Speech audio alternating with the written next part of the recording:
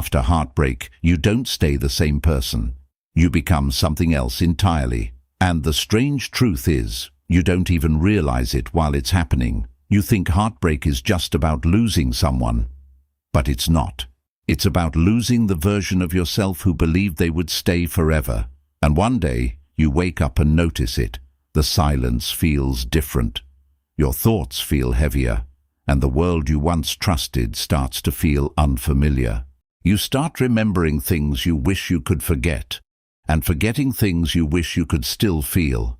Let me tell you something most people never understand. Heartbreak doesn't just break you.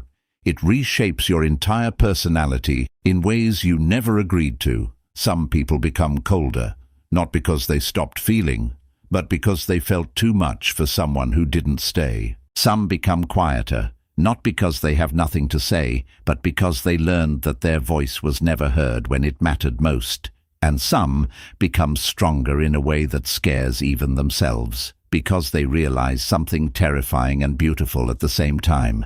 No one is coming to save them, and in that moment, a new version of you begins to form, silently, painfully, permanently. But the real question is not what you lose after heartbreak. It is what you become because of it. Stay with me till the end, because what you discover about yourself in this journey might change the way you look at pain forever. The silence that rewrites you. There is a specific kind of silence that only heartbreak creates. It is not the silence of peace. It is the silence of unanswered questions.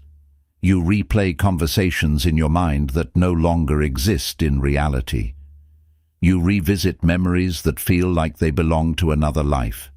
And slowly, without noticing, you begin talking less. Not because you have nothing to say, but because you no longer believe anyone is truly listening. This is the first transformation heartbreak gives you, the rewriting of your voice. Psychologists call it emotional withdrawal. Philosophers would call it the beginning of inner exile. Marcus Aurelius once wrote, "The soul becomes dyed with the color of its thoughts." And after heartbreak, your thoughts change color. You start observing people more than speaking to them. You begin analyzing emotions instead of expressing them. Even your laughter starts feeling delayed, like it has to pass through something heavy before it reaches the surface. Think of it like this: a once open window slowly becomes half closed, then fully shut.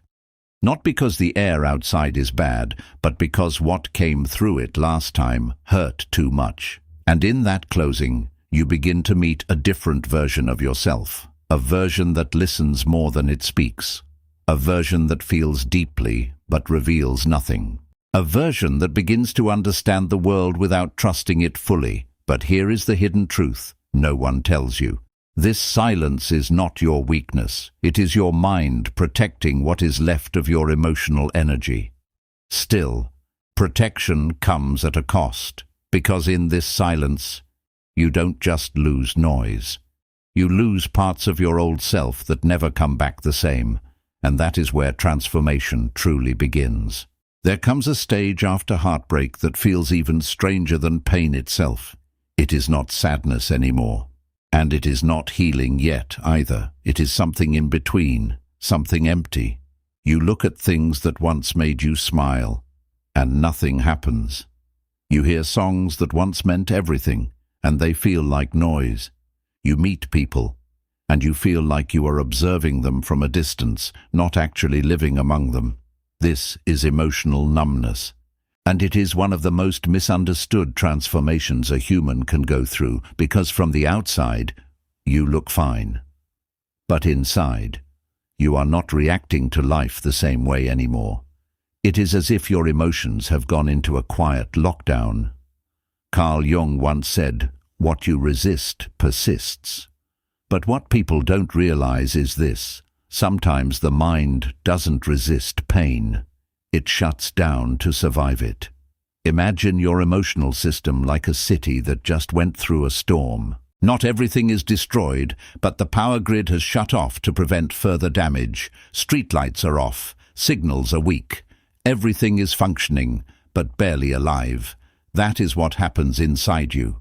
You stop reacting strongly to people. You stop getting excited easily. You stop expecting things to feel meaningful, because expectation itself now feels dangerous, and slowly you begin to mistake numbness for strength. You tell yourself, "I'm over it." But deep down, you are not over it. You are just disconnected from the intensity of it. This phase is dangerous because it feels like healing, but it is actually protection. And protection, if left too long, turns into distance. Distance from people, distance from love, distance from your own emotions. But here is the hidden truth. Numbness is not the absence of feeling. It is the mind's way of saying, "I cannot afford to feel this much again." And so you begin to live carefully, not fully broken, not fully healed, but suspended between who you were and who you are becoming, and without realizing it, this is where your personality begins to permanently change. The independence that feels lonely. After numbness, something unexpected begins to happen. You stop reaching out, not because you don't need people, but because you no longer trust the comfort they offer. This is the phase where independence is born, but not the romantic kind people talk about in motivational videos.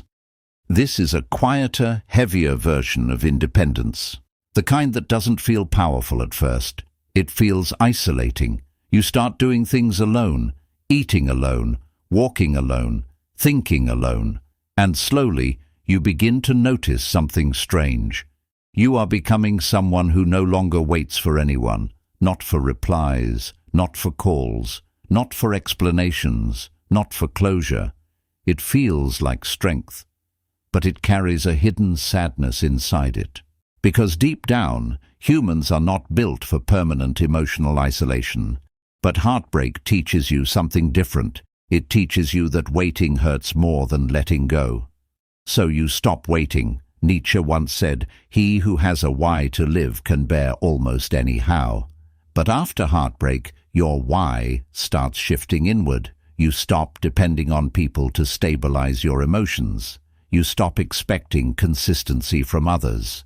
You stop building your happiness on external behavior, and at first, it feels like freedom. You feel in control. You feel untouchable. You feel emotionally self-sufficient. But then comes the silence again, and in that silence, you realize something difficult. Independence does not always mean happiness. Sometimes it simply means no one is coming close enough to hurt you again. You become strong, but also unreachable, capable, but emotionally distant, self-sufficient, but quietly lonely. And the most painful part is this. People start admiring the version of you that was created from your pain, while no one sees the part of you that still remembers what it felt like to be soft. But you cannot go back. Because heartbreak doesn't just remove people from your life. It changes your relationship with closeness itself.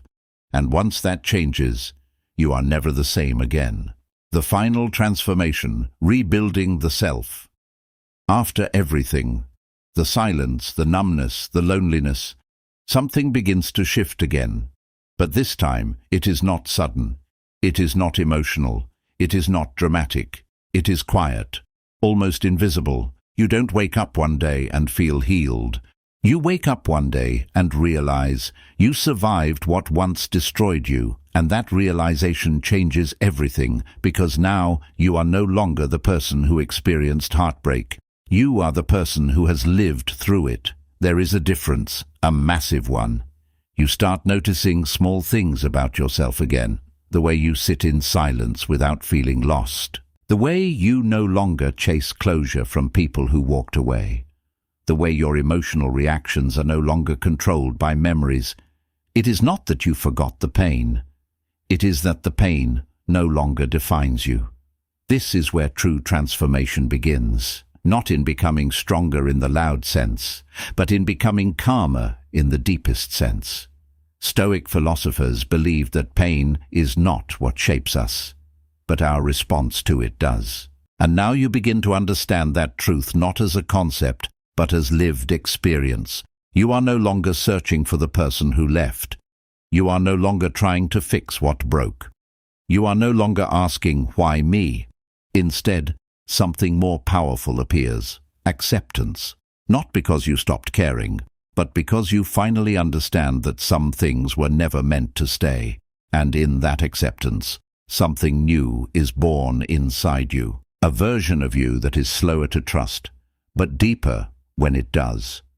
A version that is careful, but not closed. A version that loves, but does not lose itself in love.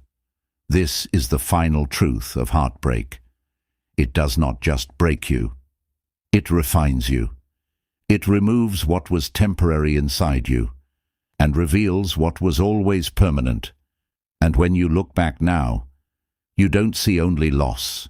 You see evolution, because the person you became after heartbreak was always inside you. Pain just brought them forward. So if you are going through it right now, don't rush your healing. Don't fight the silence. Don't fear the numbness. Don't run from the loneliness, because each stage is shaping you into someone you haven't met yet. And one day, you will realize something quietly powerful.